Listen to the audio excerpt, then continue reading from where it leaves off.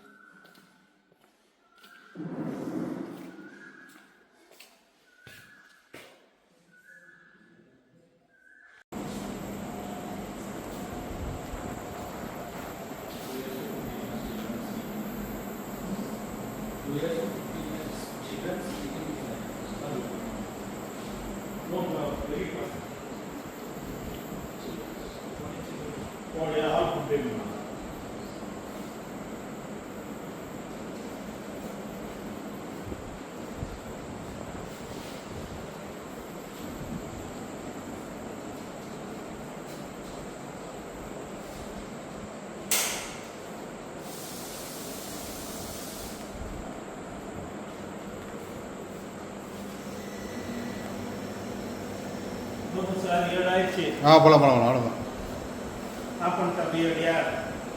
ஒரே நிமிஷம்.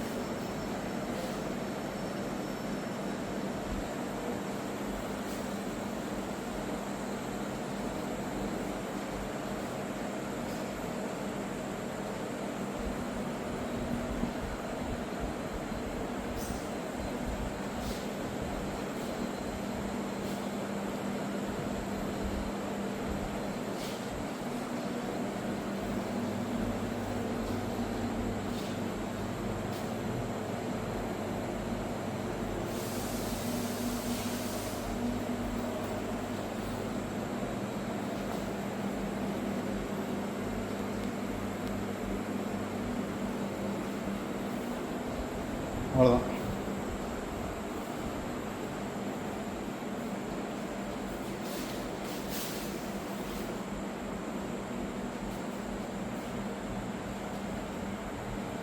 இன்னும் போயிட்டே இருக்குது. இது சூப்பராக இருக்குது. எடுத்ததுலேயே இதான் நல்லாயிருக்கு. Okay, ton. க்ளோஸ் பண்ணிடுங்க.